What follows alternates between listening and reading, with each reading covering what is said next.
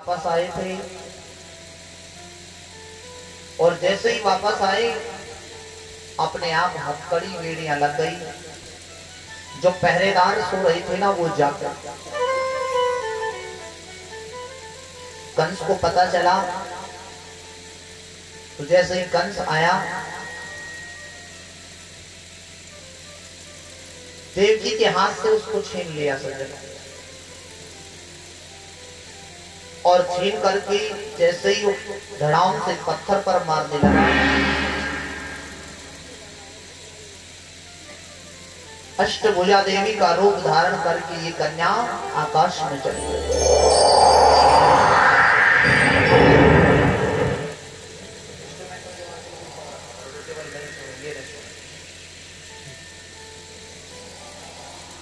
आकाश में जाकर के आकाशवाणी करती, किम मया हत्या मंद जात है खलु तवांतिकृतः यत्र क्वेवा पूर्व शत्रुर्वा हिंसी कृपणां निवृथा। आकाशवाणी कर दे रे दुष्ट कंस, मेरे जैसे निरपराध बालकों को मारने से क्या मिलेगा? तो तुम्हारा शत्रु है ना, उसने तो अवतार ले लिया। तुम्हें मारने वाला जो है वो अवतार ले चुका है। कंस ने कहा तो ये बताओ ये अवतार लिया कहाँ है? बोले ये नहीं बताओ, लेकिन अवतार ले चुका है। तुम्हारा काल जन्म ले चुका है। आकाशवाणी की सभा को सुनकर के सज्जनों, कंस ने आपातकालीन सभा बुला ली। कृष्ण को मारने के लिए प्रयास कर रहा है। अब देखो, ये तो हो गई मथुरा की बात, लेकिन अब हम चलते हैं गोकुल की ओर।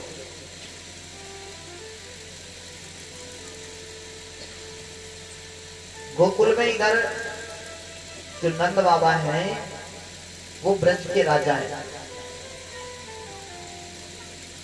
नंद बाबा जो ब्रज के राजा हैं, इनके घर लाला को जन्म ना है।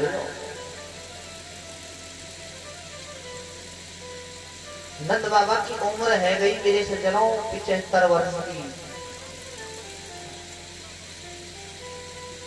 लेकिन कौ लाला ने जन्म नाए मेरे। एक दिन सांडिल्य मुनि से बोले, गुरुदेव मैं 75 वर्ष को तो है गयो, अब कहूँ मेरे घर में कौ लाला ने जन्म ही नाए लियो महाराज। ब्राह्मण देवता बोले, सुनो महाराज चकाचक उठवा दो, हो जाएगा लाला। अब आप जानते हो पंडितों को क्या चाहिए, चकाचक ये तो चाहिए। देख रहे हो ना, 4-5 दिन से डेरा डाल रखा है पंडितों ने, चकाचक ले रहे हैं सुबह शाम।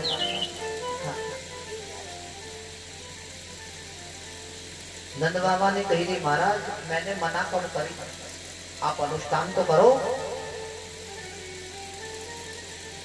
और जब अनुष्ठान शुरू हुआ ना, तो अब तो सबको ऐसे लगवे लग गए हो कि लाला को जन्म होएगा। रात्रि का समय था, वसुदेव जी का बदला बदली करके चले गई, कऊ को पतो ही ना चली।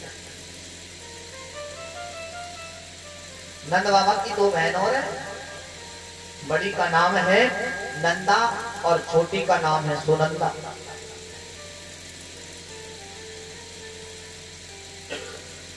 नंदा और सुनंदा को जब ये पतो चलो कि नंद रानी यशोदा के लाला होएगो, 6 महीना पहले ही आ गई ब्रज में। 6 महीना पहले ही गोकुल में आ गए। एक बात कह दो आपसे, ये जो ननद होती है ना, ये बहुत चालाक होती है। सोचती है कि भाभी जी के ऐसा कुछ होवे और हमारा ताव लग जाए, मौका ही देखती है बस। ऐसी बात नहीं है। नंद बाबा की जो दोनों बहन है बहुत बड़े घरानों में गई है, लेकिन जब पतो चलो नंद रानी के लाला हो गो तो 6 महीना पहले ही आ गई ब्रज में। ऐसी मीठी मीठी सेवा करे नंद रानी की। ये ननद भाभी के विनोद की बात है, बहुत प्रेम रहता है ना। ऐसी मीठी सेवा करें, क्यों? क्योंकि नंद रानी के गले में एक 9 लखा हार है।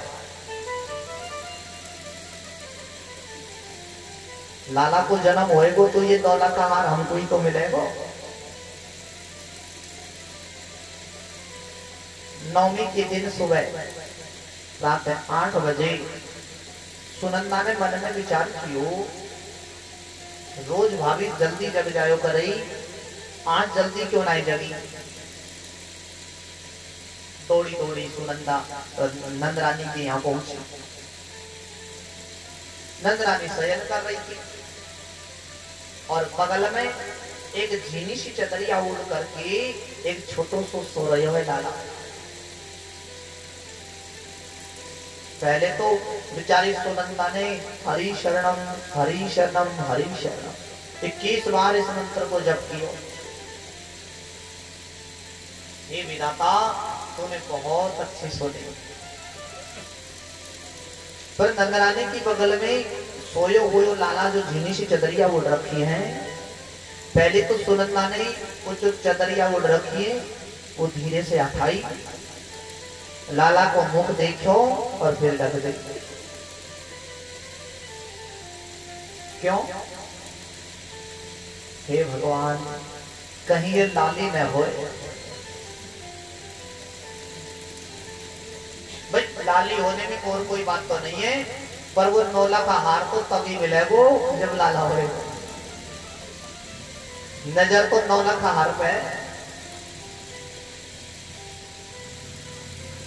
फिर चदरिया हटाई, लाला को मुंह देखो और फिर ढक दे।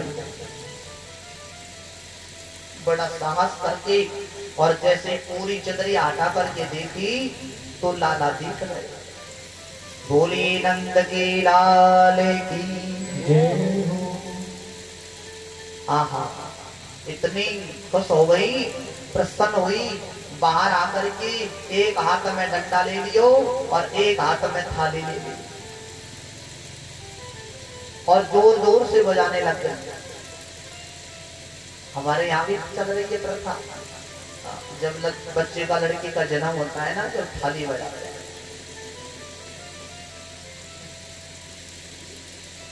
दौड़ी दौड़ी गई नंद बाबा के पास में, कहाँ गई? गौशाला पे। नंद बाबा के पास में गौशाला पे आकर के नंद जी की बहन ने देखो कि नंद बाबा भजन कर रहे थे। आपको मालूम है नंद बाबा कौन से मंत्र को जाप कर रहे थे? माला पे, माला हाथ में है और आंख बंद करके जाप कर रहे थे। न राम जी की नाम ले रही, न गोविंद का नाम ले रहे थे। माला चल रही है और ये भजन चल रहा है, अभी तो हुई ना है जाने कब होएगो, अभी तो हुई ना है जाने कब होएगो। मैं 75 वर्ष को है गयो, अभी तो हुई ना है जाने कब होएगो, जाने कब होएगो। इतने में ही सज्जनों सुनंदा दौड़ी दौड़ी आई और आकर के बोली रे भैया बधाई हो। अरे कई बात की बधाई दे रही हो? बोली पहले मोई ये बताओ कि मोई क्या दोगे, तब बताऊंगा। बताओ मोई क्या दोगे? बोली खुद जो कहेगी ना सोई दे दूंगा, पर ये बता बधाई कई बात की दे रही है। सुनंदा बोली भैया आपने बड़े बड़े अनुष्ठान किए, आपने जो ब्राह्मण जिमाए, आज उनको फल है। आपके घर में एक छोटो सो लाला ने जन्म ले लिया।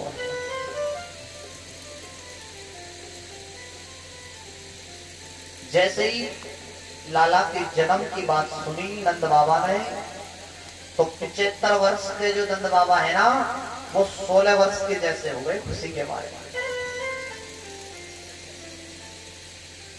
जमुना जी में जाकर के और अपनी नाक पकड़ करके और 108 डुबकी लगा ली।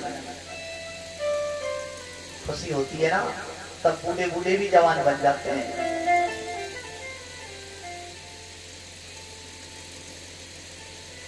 एक 108 डुबकी लगाई,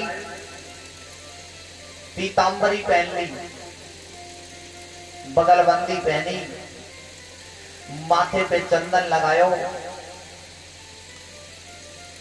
पीरोई पटका डाल लियो बाबा ने, माथे पे पगड़ी बांध ली,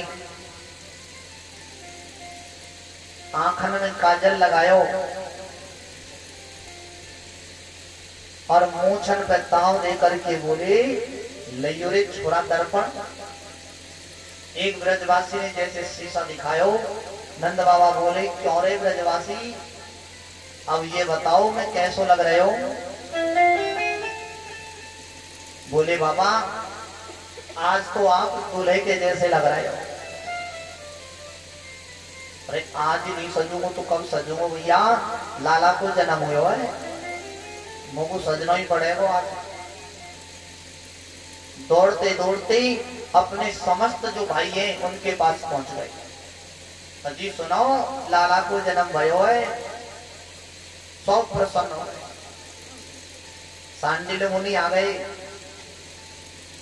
108 ब्राह्मणों को साथ में लेकर के आए और आकर के वाचयित्वा स्वस्तयनम जात कर्मात्मा जश्यवे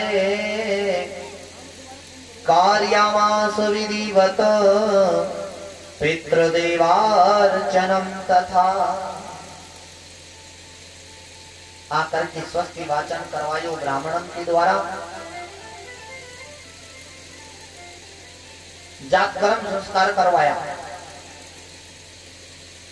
अब तो जितने भी गोपी हैं उनको जब पतो चलो कि नंद रानी के लाला भयो है यशोदा जी के, ब्रज में जितने भी गोपियां हैं सबने सुंदर सुंदर श्रृंगार किया लाला की जन्म की खुशी में। आपको क्या बताऊं, जितनी भी गोपियां हैं ना ऐसा सुंदर श्रृंगार कर रही है। सुखदेव जी कहते हैं राजन सबने 84 गज के लहंगा निकाल लिए पहनने के लिए। आज की तरह मिट्टी टोपा नहीं पहनती थी, उस समय नहीं था।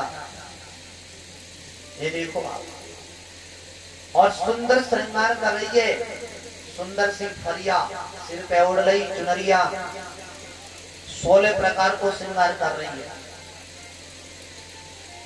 क्योंकि लाला को जन्म हुआ है, सजना पड़ेगा। सब सज रही है और उन्हीं में एक 95 वर्ष की बुढ़िया मैया भी सज रही है। खुशी जब होती है तो ऐसे ही होती है। और नंदरानी के लाला हुए है, बाबा के 75 वर्ष की उम्र में। अरे लगाओ अंदाज तो लगाओ, खुशी के मारे सब सज रही है। 95 वर्ष की बुढ़िया मैया नंदरानी के लाला हुई है ना, तो मैं भी सजूंगी, मुझको तो सजना जरूरी है, मैं भी जाऊंगी देखो। 16 श्रृंगार कर रही है। पर देखो जो 95 वर्ष की जो बुढ़िया मैया है उसको थोड़ा कम दिखता है, दिखाई कम देता है उसको। 16 श्रृंगार तो कर ली, लेकिन श्रृंगार करने में गड़बड़ी हो गई। उसी के हमारे होटल पे लगाने वाली चीज को आंखन में लगा ली और आंख पे लगाने वाली चीज को होटल पे लगा ली। अरे आज ही नहीं सजूंगी तो कब सजूंगी। नंद रानी के लाला भयो है, युवती है वो सज रही है, व्रता है वो भी सज रही है, सब सज धज करके और नंद रानी के महल में पहुंच गई। और ब्रजवासी जो थे ना पुरुष वृंद वो भी सज रहे हैं। सबने पीली बगलबंदी पहनी, माथे पर तिलक लगायो, चंदन लगायो, थापक थौवा लगायो। हमारे ब्रज में थापक थौवा बोले माथे पे जो तिलक लगावे वाले। माथे पे पगड़ी, हाथ में लाठी ले रही। और क्या बताऊं आपको, खुशी के मारे आंखन में तो क्या घोंटों तक काजल लगा दे। लाठियां लेकर के सीधे नंद जी के द्वार पर पहुंच गए। गोपियों का झुंड पहुंच रहा है। यशोदा जी के पास में आकर के बोली, भैया बधाई हो। यशोदा जी बधाई हो। अब देखो जितने भी ब्रज की गोपियां हैं सब चारों तरफ से यशोदा जी को घेर करके खड़ी हो गई। मैया यशोदा ने सामने पलना है, उस पलने में कन्हैया को सुला दिया। एक गोपी बोली, भैया तुम्हारे लाला को हम भी झूलो झूलावो चाहे। मैया बोली, देखो बहना मेरो लाला थोड़ी, एक काम करो, मैंने नाई ना करी, तुम एक काम करो, तुम भी झुलाओ। पर देखो अब हाल ही आपके नैन बंद हुए हैं। तुम सुनो, यह जो पालने की डोरी है ना, या को धीरे धीरे हिलाइयो, कहीं तुम जोर से हिला दो न तो धीरे झोटा लगाइयो तुम। अगर तुम जोर से झोटा दोगी तो देखो मेरो लाला जग जाएगा। हजारों गोपियां और पालने की डोरी को पकड़ रही हैं। मैया यशोदा आनंद विहवल हो रही। अरे निकी होले छोटा दीजो, निकी धीरे छोटा दीजो। अरे मेरो लाला मेरो कनुआ झूले, पहले लाल की होले छोटा दीजो। मेरो लाला झूले पहले लाल की छोटा दीजो। धीरे छोटा दीजो, हले हले छोटा दीजो।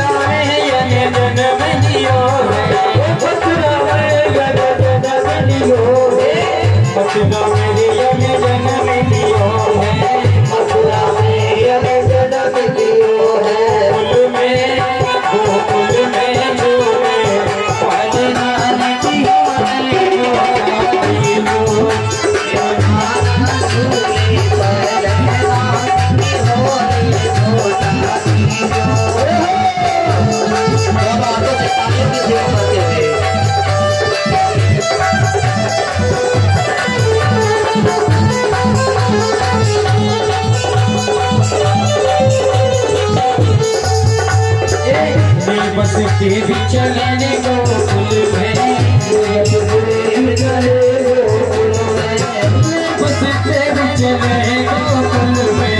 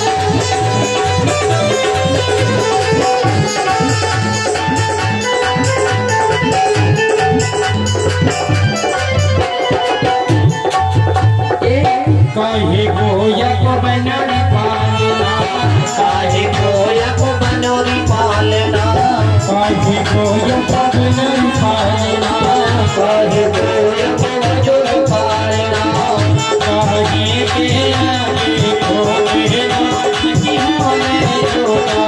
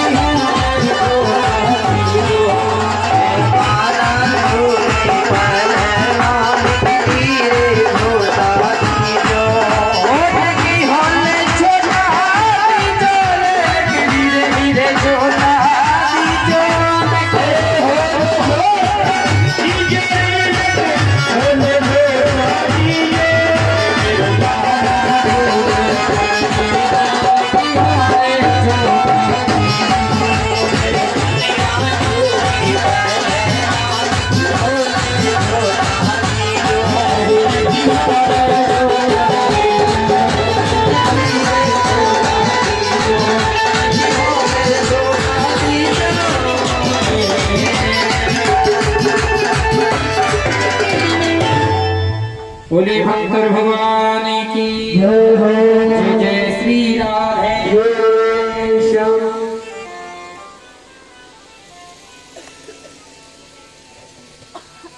इतना जोर का शब्द हुआ सज्जनों कि बरसाने में आवाज पहुंच गई और तुमने जयकारो इतनी जोर से लगाए हो पीछे बैठने वाले ने कोई पता ना पड़े। बताओ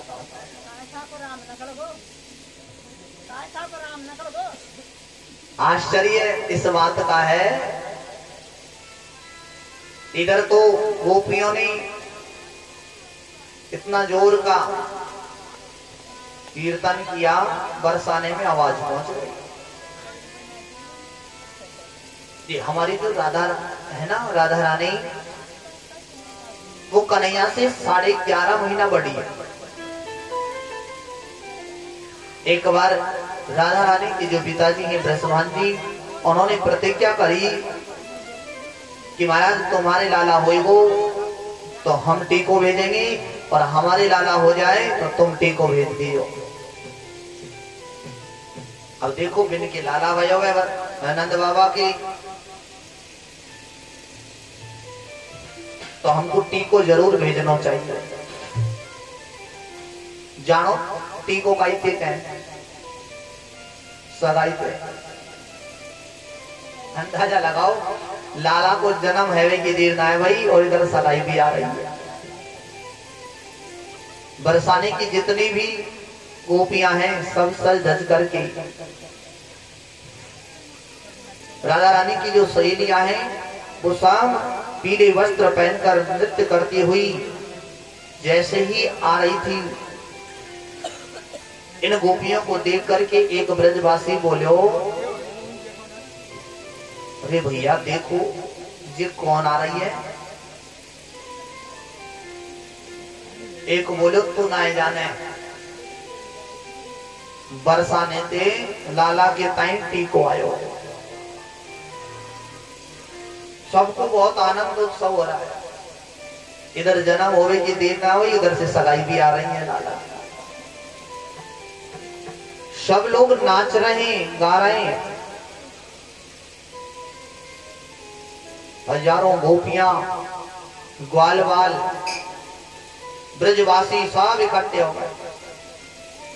राजन परीक्षित इतनी जोर से हल्ला हुआ, कोई किसी की नहीं सुनता है। लाला की जन्मदिन की खुशी में एक ब्रजवासी ने क्या किया मालूम है? इतनी बड़ी एक परात ले ली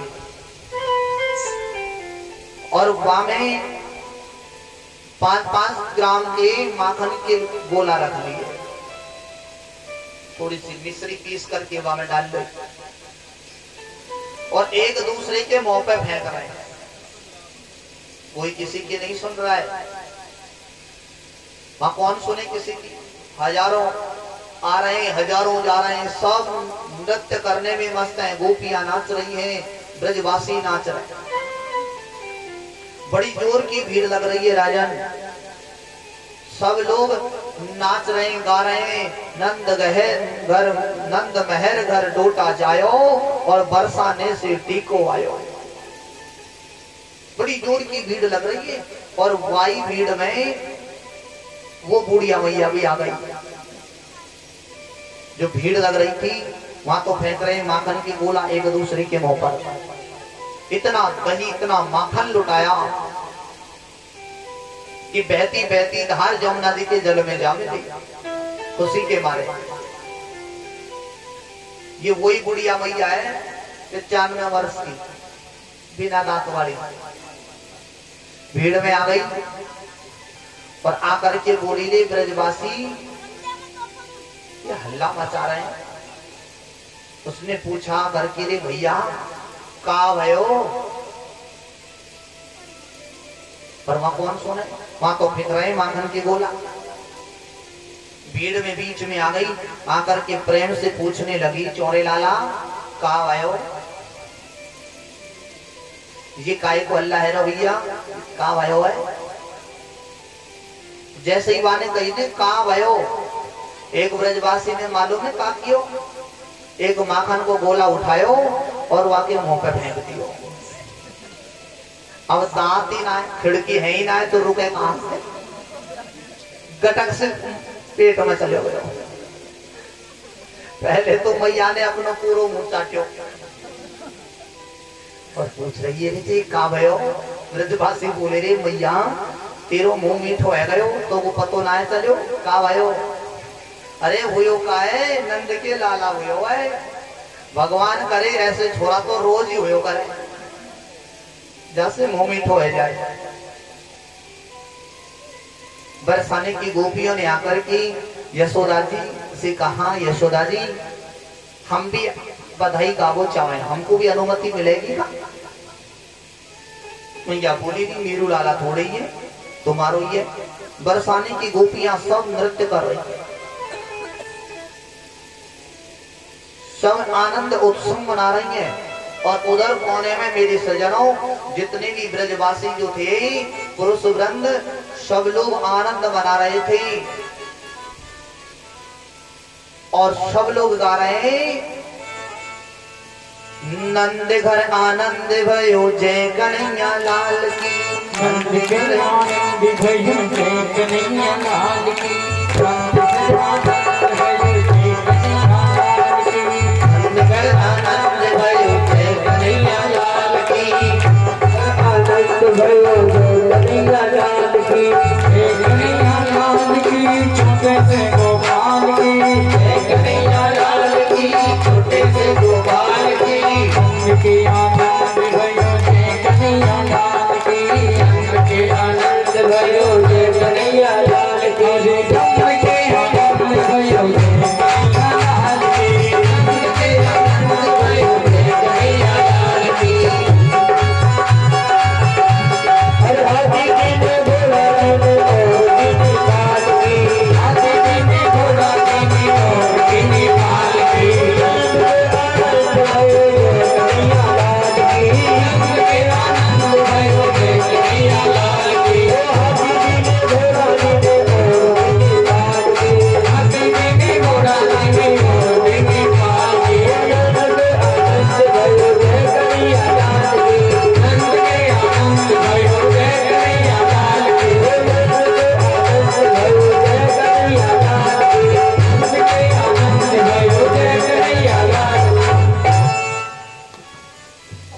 गा रहा है कि नंद के बेटा हुए हो, नंद के छोरा हुए हो।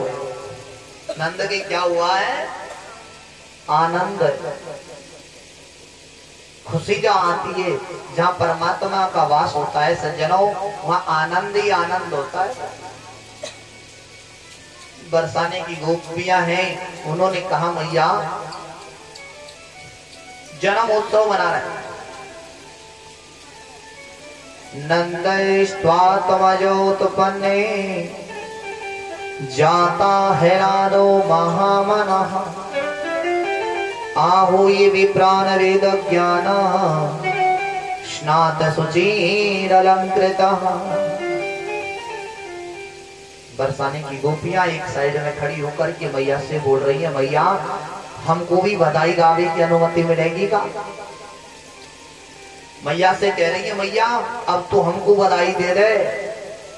आज बुढ़ापे में तुम्हारी गोद धन हो गई, तो साक्षात ईश्वर मानो आज तुम्हारी गोद में लाला ने जन्म लियो है मैया। अरे दे देरी मैया बधाई, दे देरी मैया, हो तेरी गोद में आयो लाली बधाई, दे देरी तेरी गोद में आयो लाल बधाई, दे देरी मैया, बधाई दे देरी मैया, दे देरी मैया, बधाई दे देरी मैया, तेरी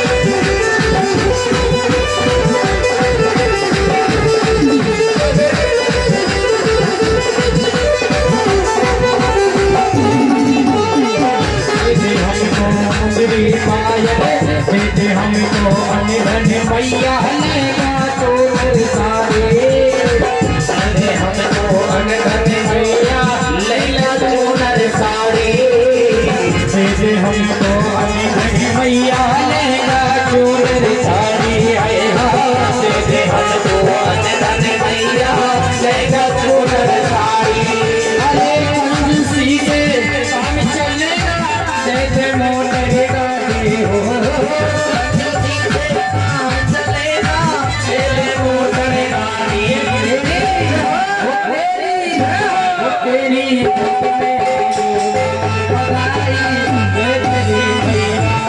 तेरी गोद में आयो लाल बधाई, तेरी मैया कृष्ण भगवान की।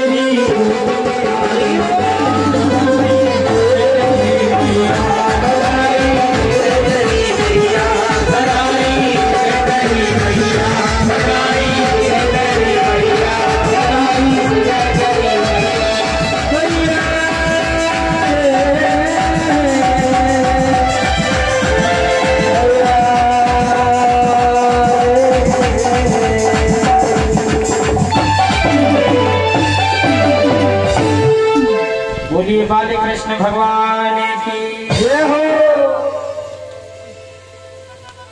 आचार्य सुखदेव जी ने कहा है राजन परीक्षित, नंद बाबा ने बड़े बड़े वेतन के ब्राह्मणों को बुलाया और धूमधाम से लाला को जन्म उत्सव मनाया। आज मेरा जो गोविंद है 5 दिन का हो गया। राजन मैया यशोदा ने आज गौमूत्र से नहला दिया। एक बाल्टी में गौमूत्र लेकर के आई और स्नान करवाया।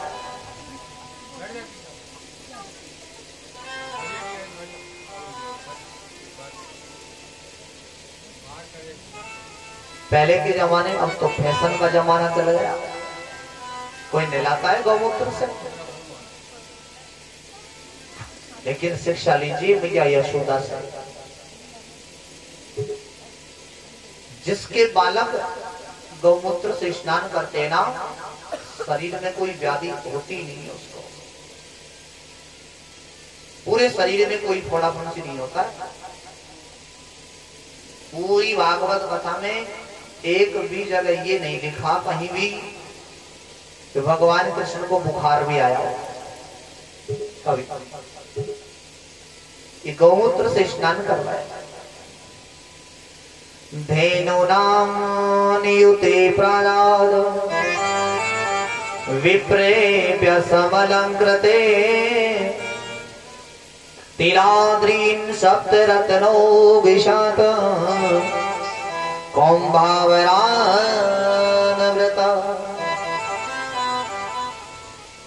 क्या बताऊं आपको सज्जनों, लाला के जन्मदिन की खुशी में नंद बाबा ने 2 लाख गायों को दान कर दिया।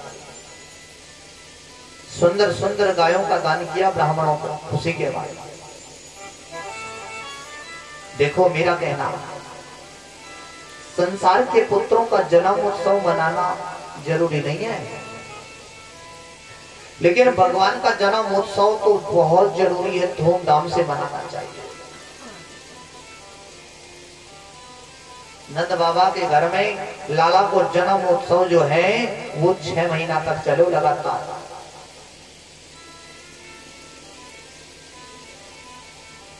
इस जन्म उत्सव में सब लोग आए, लेकिन माता रोहिणी नहीं आई। आचार्य जी ने प्रसन्न कर दिया, महाराज जब सब लोग आए जन्म उत्सव में, नाच रहे गा रहे, तो फिर माता रोहिणी क्यों नहीं आई? झरोके में से बैठ करके अपने महल से और केवल दृश्य को देख रही है,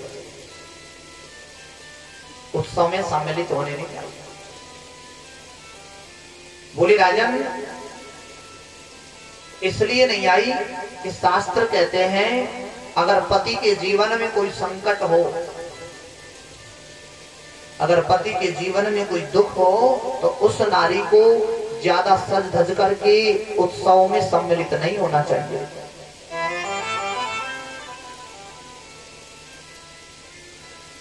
ये पतिव्रता नारी है, ऐसी होती है जिसको प्रोसित भर्तृ का नारी बोलते हैं।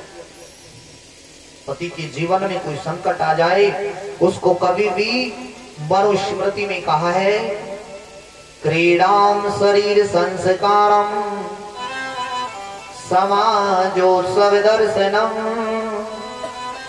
हास्यम परग्रहेयानम त्यजेत प्रोसित भर्तृका।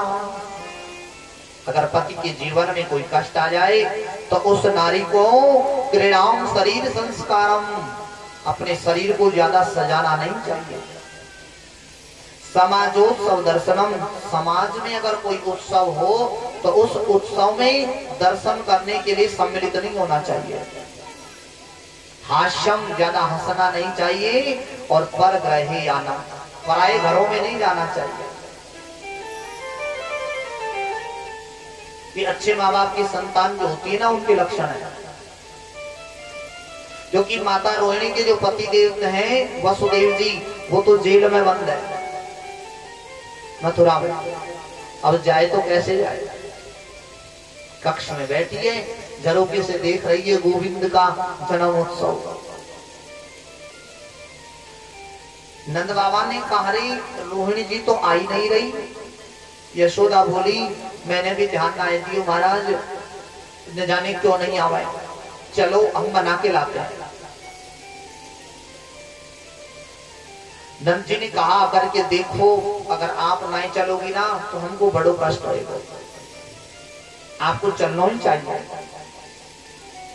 जब बहुत आग्रह किया, निवेदन किया,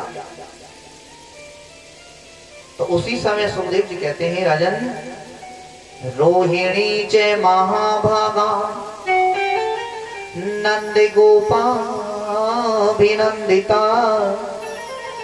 व्यचरदो दिव्यवास श्रीकंठाभरणं भूषिता। माता रोहिणी ने देखा कि संसार के नियम अलग है, ये तो गोविंद का जन्म उत्सव है। वास्तव में देखा जाए तो सबका सच्चा पति तो परमात्मा ही है। ये संसार के नियम अलग है। लाला का जन्म उत्सव है, कैसा संकोच, जरूर जाना चाहिए। मैं आपसे ये कहना चाहूंगा,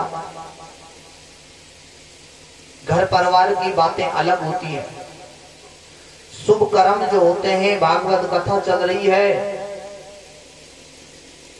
शिक्षा लीजिए माता रोहिणी से। ऐसे शुभ कामों में चाहे कितनी शत्रुता हो, लेकिन जरूर जाना चाहिए।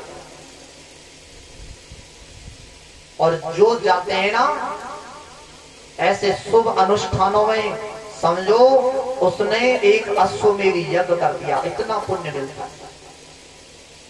माता रोहिणी भी सोच रही है कि ये संसार का नियम अलग है, मुझे जरूर जाना चाहिए। जैसे ही वहां आई, एक दृश्य देखो, रोहिणी माता है, पालना में कन्हैया सो रहे हैं और बलराम जी बार बार पालने को खड़े होकर के पकड़ रहे हैं और धड़ाम से गिर जाते हैं। आकर के माता रोहिणी ने कन्हैया को अपनी गोद में ले लिया और लेकर के और नाचना प्रारंभ कर दिया। ऐसा उत्सव आनंद मनाया, मानो साक्षात लक्ष्मी आज नंद जी के आंगन में नाचने लगे। नंद बाबा ने गंभीर होकर के कहा, रे भैया सुनो रे ब्रजवासी हो, आप लोग लाला को जन्म उत्सव मनाओ, मैं कंस को वार्षिक कर देने जा रहा हूं। पुराने जमाने में जो बड़े राजा होते थे ना, वो छोटे राजाओं से लगान लिया करते थे। वार्षिक कर देने के लिए नंद जी जैसे ही वहां गए और जैसे लौट कर के आए, नंद जी का वसुदेव जी से मिलन हो रहा है। राजन परीक्षित, अहो ते देवकी पुत्रा कंसेन बहवो हता, एकावशिष्टा वर्जा कन्या सापी दिवंगता। बड़ी कष्ट की बात है वसुदेव, तुम्हारे जितने भी पुत्र जन्म लिया दुष्ट कंस ने मार दिया। नंद बाबा बोले, भैया मैंने सुना था कि एक कन्या बची थी, उसको भी कंस ने मार दिया। मको भैया सुन के बड़ो कष्ट है। अब वसुदेव जी ये बात तो कह नहीं सकते कि तुम्हारे घर में जो लाला है वो मेरा ही है, मैं ही तो करके आया था ये काम, पोल खुल जाए। वसुदेव जी कहते हैं, देखो नंद जी, मन को छोटा करने से कोई फायदा नहीं है। सुनो, एक बेटा तो मेरा तुम्हारे घर है ही, बलराम, और जो ये तुम्हारा छोटा बेटा है ना, या को भी मैं अपना ही मान लूंगा, कृष्ण को। नंद बाबा बोले, रे मेरो थोड़ी ही है, आपके ही आशीर्वाद से भयो। बड़ी प्रसन्नता हुई दोनों ने मिलकर के। और इधर रात्रि का समय था मेरे सज्जनों, कंस ने आपातकालीन सभा बुलाई। सभा बुलाकर सैनिकों से कहा, रे मेरे शत्रु कृष्ण ने अवतार ले लिया है और मैं ये नहीं चाहता कि बड़ा होकर के वो मुझे मारे, इसलिए कृष्ण की मृत्यु होनी चाहिए।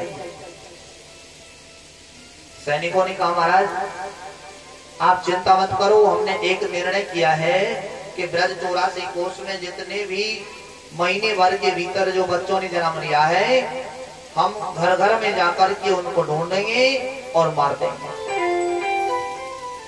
और उसी में तुम्हारा शत्रु कृष्ण भी मारा जाएगा।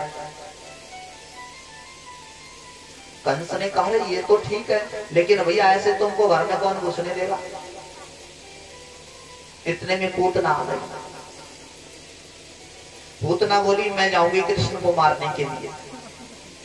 कंस ने कहा, तुम कैसे जाओगी पूतना,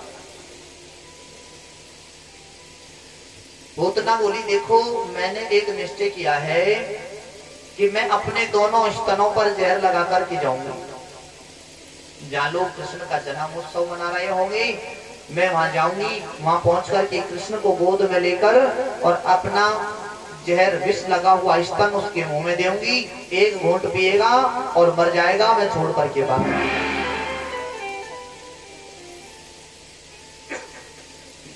कंस ने कार्य हो तो ठीक है, लेकिन तुमको घर में कौन घुसने देगा पूतना? ये तुम्हारा काला काला चेहरा, 5-5 इंच लंबे तुम्हारे दांत, विकराल तुम्हारा शरीर है।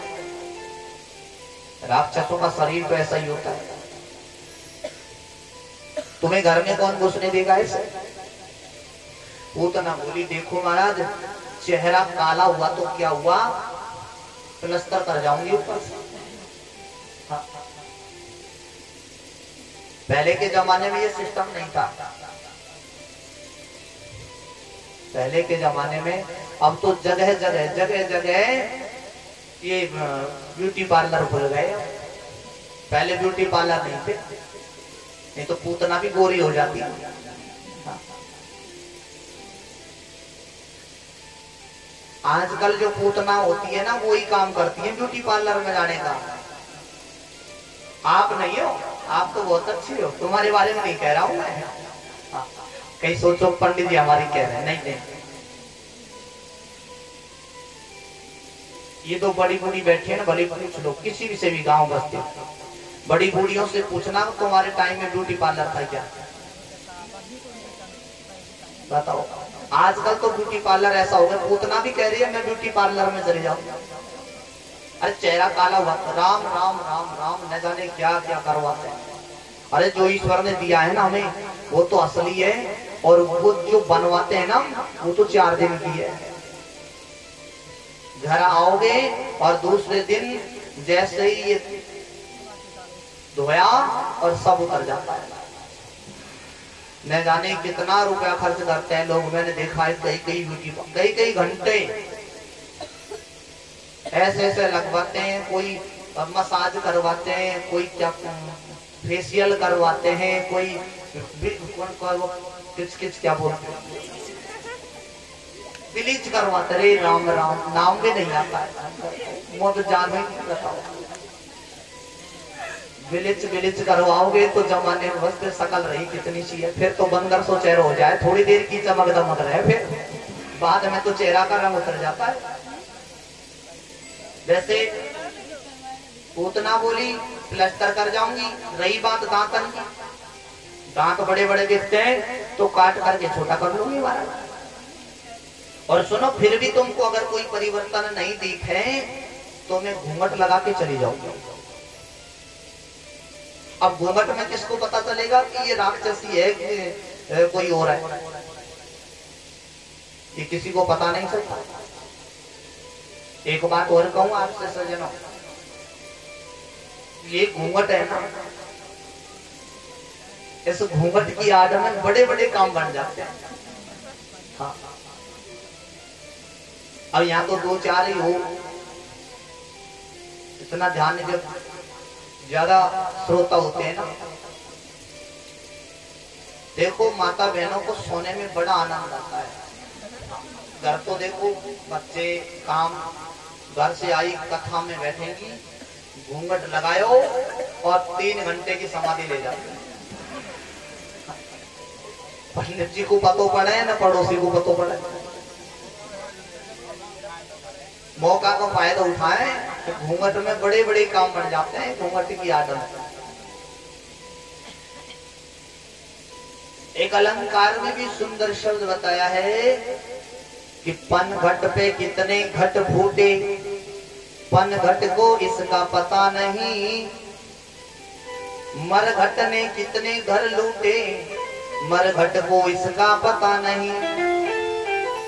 एक चांद छुपा है घूंघट में, एक चांद छुपा है घूंघट में, मुड़ मुड़ के इशारा करता है।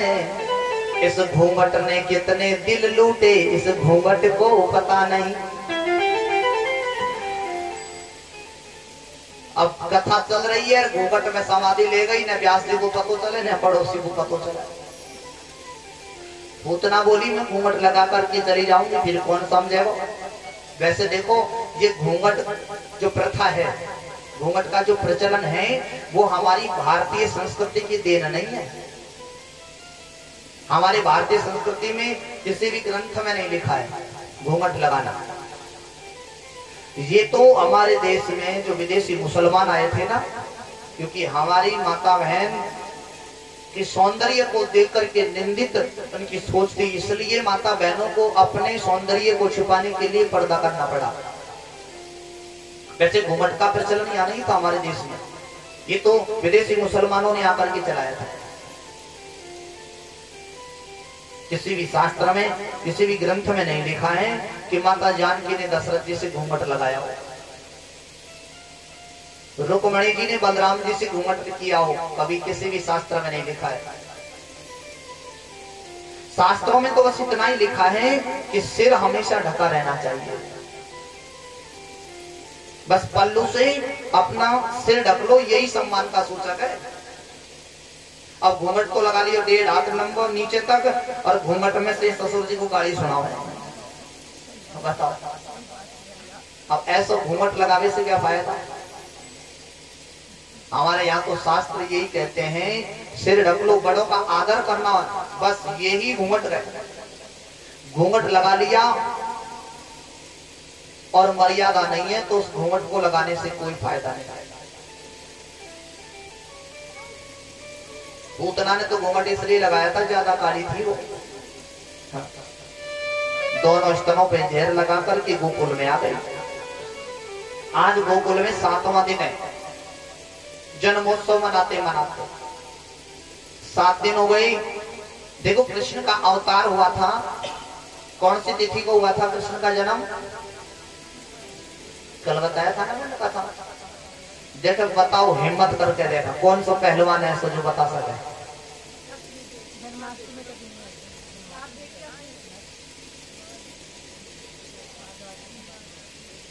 जरूर गड़बड़, मोको लगे तुम भी पूतना ही देखो। अरे राम राम, कथा सुन रहे हो, कल बताया था ना कृष्ण का जन्म अष्टमी को हुआ था। हाँ, जो बता रहे हैं वो उनको तो प्रणाम है, जिन नहीं बता रहे हैं उनको एकादशी का व्रत है। हाँ, बैठे रहो, आज प्रसाद में नहीं मिला वो इनको, हम लेंगे तुम देखते रहना। बनवाया भी बहुत जोर का है हमने, वाह कुटू की कुटू की कुटू की कुटू की कुटू की पकौड़ी बनवाई है। हाँ, कूट कूट के ही बनाई, चकाचक बनाए। अब आगे नहीं बताऊं, नहीं तो देख लो अभी तो पानी आ गया मुंह में कूटो के नाम से ही। अष्टमी को जन्म हुआ है भगवान का, और पूतना मारने के लिए आ गई भगवान को चतुर्दशी के दिन, ठीक 7वें दिन। आप गौर करना ये पूतना क्या है, कहानीवास होता है इस पूतना का। ये पूतना है अज्ञान, अविद्या जो है ना, यही पूतना है। इसका निवास 14 जगह पर होता है। 5 ज्ञानेंद्री, 5 कर्मेंद्री, मन, बुद्धि, चित्त और अहंकार।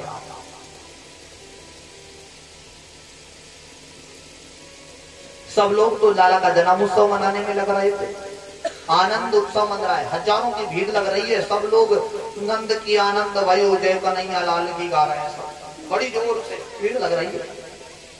50,000 जा रहे हैं, 25,000 आ रहे हैं, और वही भीड़ में कोई अबीर उड़ा रहा है, कोई गुलाल उड़ा रहा है, कोई माखन लुटा रहा है, बड़ी जोर जोर से माखन लुटा रहे हैं सब लोग। और जैसे ही पूतना ने श्रृंगार तो बना लिया सुंदर, सर दर्ज करके आई है, जैसे ही भीतर प्रवेश करने लगी, देखो जो दैत्य लोग होते हैं ना, राक्षस, वो मानवों से ज्यादा ही तगड़े होते हैं, लंबे होते हैं। सबने देखा पूतना को, जैसे दूर से आई, एक ब्रजवासी बोले रे भैया ये कौन आ रही है, बहुत सुंदर श्रृंगार कर रहा है छोड़ा। एक बोले तू ना है राजा, ये मैया यशोदा की बचपन की सहेली है। सुनो भैया, या वो रास्ता दे दो, भीतर जाएगा। कन्हैया के पालना के पास में जैसे ही पोतना पहुंच गई, मैया यशोदा पालना की बगल में खड़ी है। नंद बाबा अभी आए नहीं थे मथुरा से। जैसे ही पूतना ने जाकर के देखा, यशोदा जी ने देखते ही कहा, ओहो आओ बहना, कहां से आई हो? पूतना बोली, जी आई कहां से हूँ, आपके लाला हुए हो है ना। यह बात को सुन करके मैं तो आपके लाला को आशीर्वाद देवे आई। मैया ने सोची कोई ब्राह्मणी होगी, बड़ो सुंदर श्रृंगार कर रहा है, सदस के आइए तो कोई ब्राह्मणी होगी। मैया बोली, भैया देखो मेरो लाला थोड़ी है, आप सबके आशीर्वाद से भयो है। और सुनो, मेरे घर में अतिथि आए हैं, मैं उनको आदर सत्कार करने जा रही हूँ। तुम एक काम करो, मेरे लाला को खूब आशीर्वाद दो। और सुनो बहना, मेरे लाला को ये आशीर्वाद दीजो कि मेरो लाला चिरंजीवी हो जाए। पूतना बोली, हाँ भैया, आप अतिथियों का सम्मान करो। मैं आई किस लिए हूँ, इसलिए ही तो आई हूँ, आशीर्वाद देने ही तो आई हूँ, चिंता मत करो। मैया तो चली गई अतिथि सत्कार करने। सब लोग नाचने गाने में लगे हुए थे। अब तक तो पूतना ने घूंघट लगा रखा था। कन्हैया के पालने के पास में जैसे ही गई तो उसने अपना घूंघट उठा लिया। जैसे ही घूंघट उठाकर के गोविंद को देखा तो मेरे गोविंद ने तुरंत आंख बंद कर ली। दोनों आंखें बंद कर ली पूतना को देखते। परीक्षित ने प्रश्न किया, गुरुदेव ये बात तो समझ में नहीं आई, पूतना को देखते ही भगवान ने अपनी आंखें बंद क्यों करी? सुखदेव जी कहते हैं, राजन भगवान ने आंख बंद करी है, कई कई संत इसका अलग अलग व्याख्या करते हैं। आंख बंद करके शायद भगवान ने ये सोचा, मन में विचार किया, आंख बंद करके मन में ये गिलानी हो गई कि 24 अवतारों में मेरे दो ही अवतार श्रेष्ठ हैं, एक राम अवतार, दूसरा कृष्ण अवतार। ये ज्यादा श्रेष्ठ है मानवता से, तो दोनों ही अवतारों में मुझे सबसे पहले राक्षसी मारनी पड़ रही है।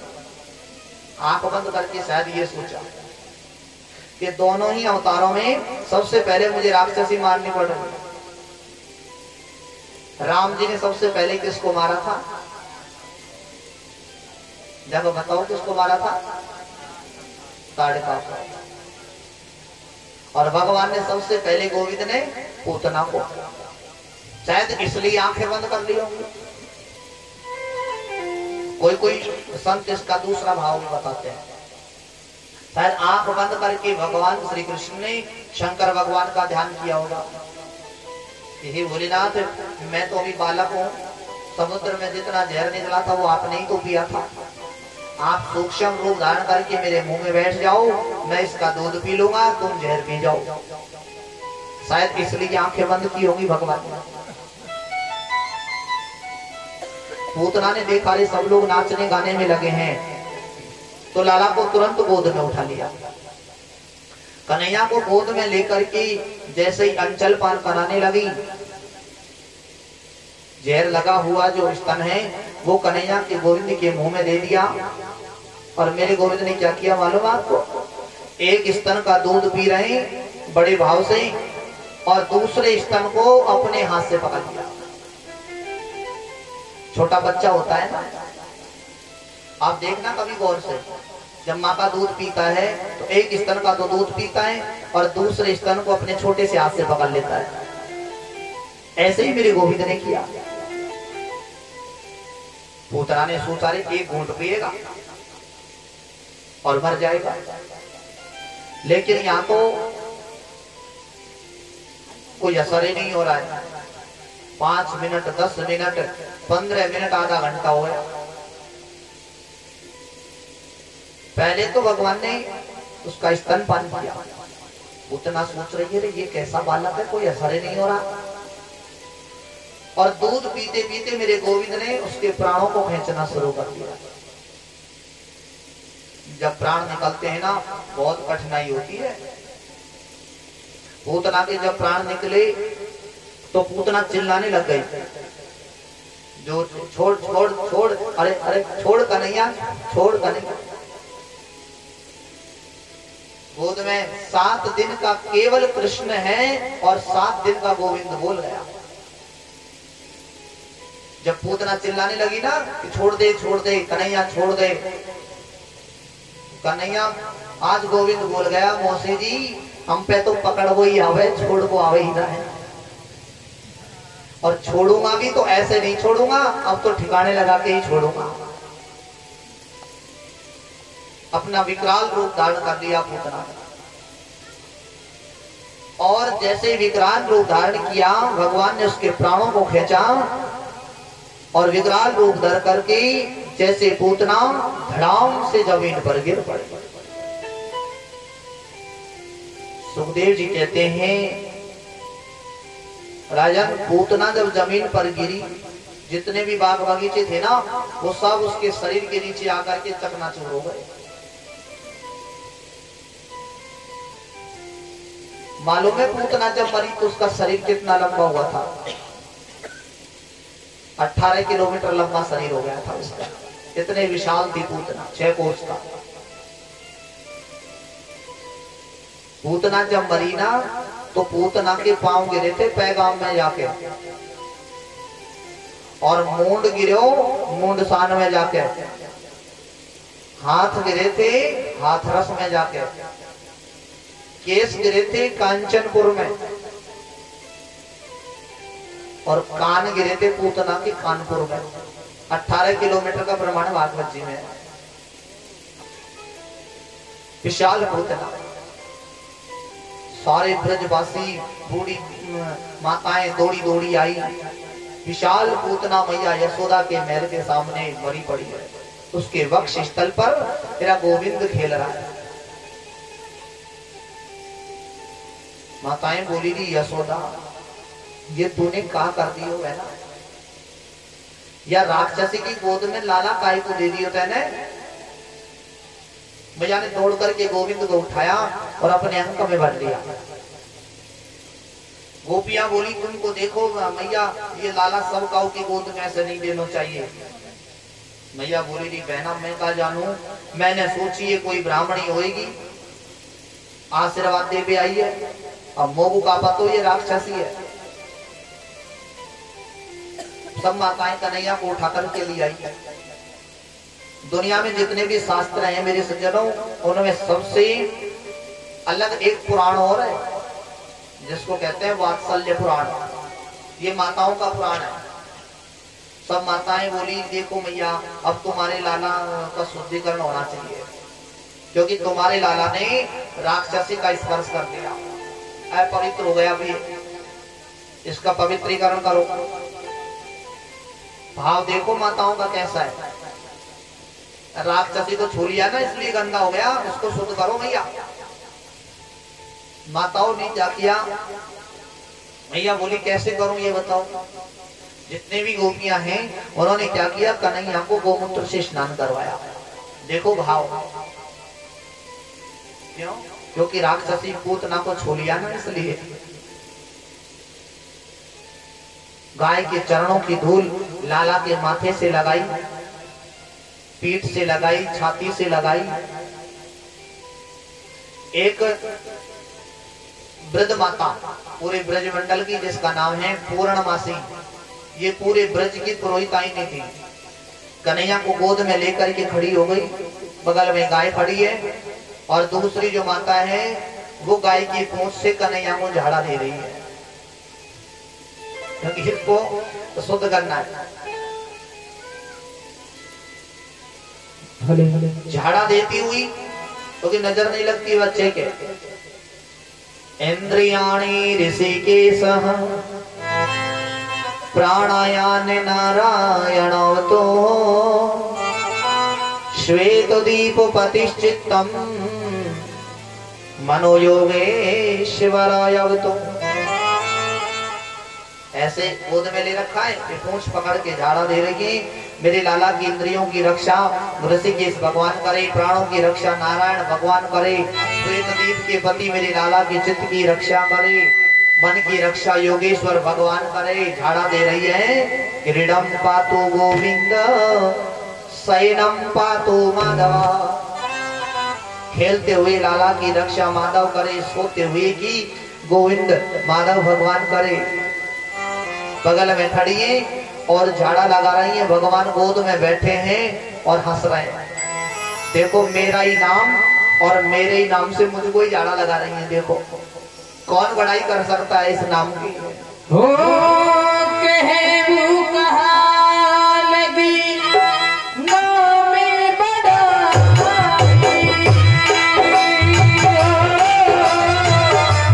राम जस कई नाम गुण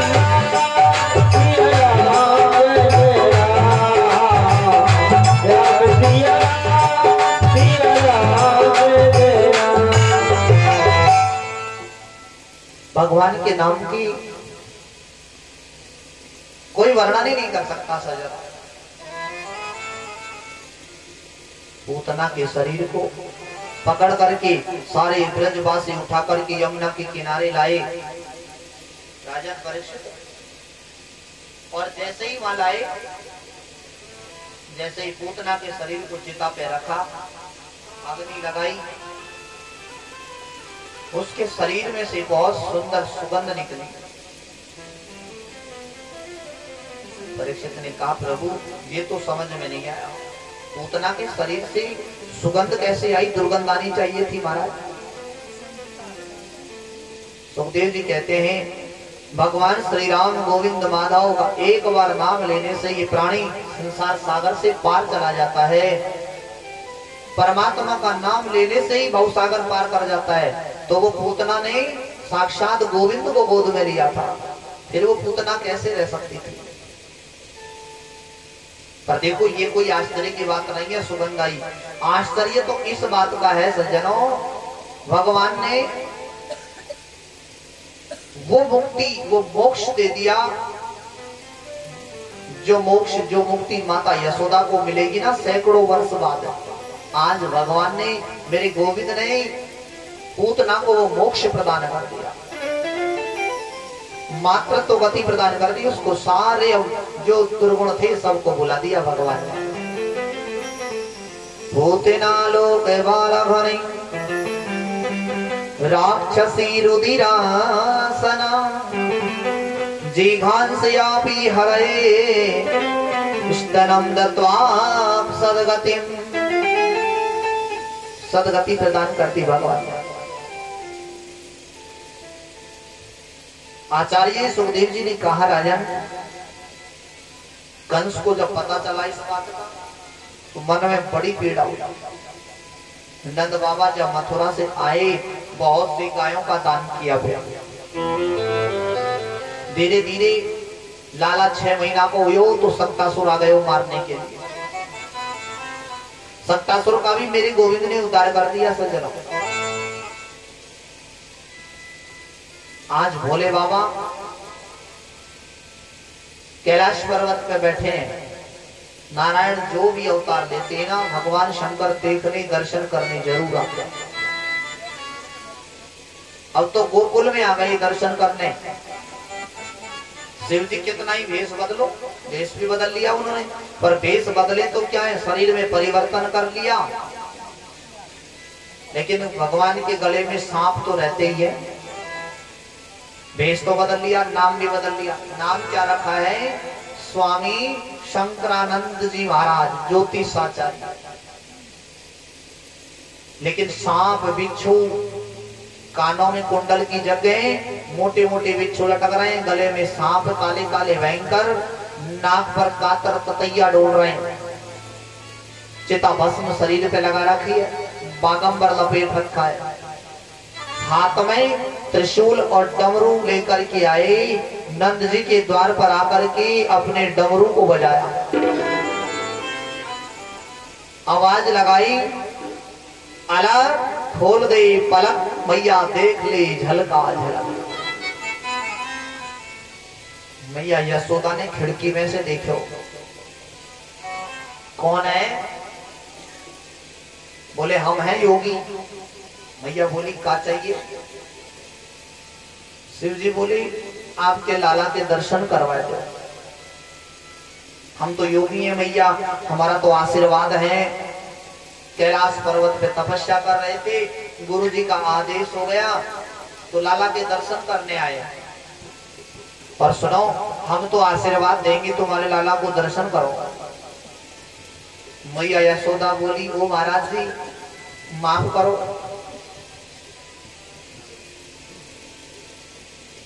आपको भोजन चाहिए, आटा दाल कंबल नमक बर्तन सोना चांदी हीरा जवाहरात जो चाहिए सो ले जाओ, पर लाला को दर्शन नहीं करवाऊंगी। शंकर जी बोले रे मैया मैं तो बड़ी आशा लेकर के आया हूँ तेरे लाला का दर्शन करने। मैया बोली रे मैं 80 वर्ष की हो गई, तो को देख करके मुंह को डर लगे तो मेरे तो छोटो सो लाला है, वो तो डर पेगो। कैसे भस्म लगा रखी है, बागंबर लपेट रखे हुए, और देख तेरे गले में जो काले काले सांप है ना, देख ये कभी कभी कैसे कैसे जीव निकाल रहे हैं। विकराल जटा में लाला को बिल्कुल नहीं दिखाओ, आपको जो चाहिए ना सो ले जाओ, आटा दाल नमक जो भी चाहिए आपको, वस्त्र चाहिए ले जाओ, पर माफ करियो महाराज मैं आपको दर्शन नहीं कराऊंगा। तुम्हारो भेष देख करके मेरे तो लाला डर जाए। वो पालना में सो रहे, एक काम करो महाराज पधारिए। शंकर जी हंस करके बोले री मैया मेरे गले में तो छोटे छोटे सांप हैं, और तेरू लाला है ना ये तो 1000 फन वाले शेष नाग पे सो है। मैया बोली रे ओ महात्मा जी तुम गलती से दूसरी जगह आ गए हो। देखो मेरू लाला तो अगर चित्र में भी सांप देख लेना तो डर के हमारे गोदी में चढ़ जावे, और मेरू लाला अगर मैं तुम्हें दिखाऊं और तेरी नजर लग गई तो नजर लग जाएगी मेरे लाल को, इसलिए मैं मेरे लाडले को दिखाऊंगी तो गजब हो जाएगी अगर मैं दिखा दूंगी तो, इसलिए मैं नहीं दिखाऊं। मैया यशोदा कह रही है अरे दिखाओ कोने लाडलो नजर लग जाए, अरे नजर लग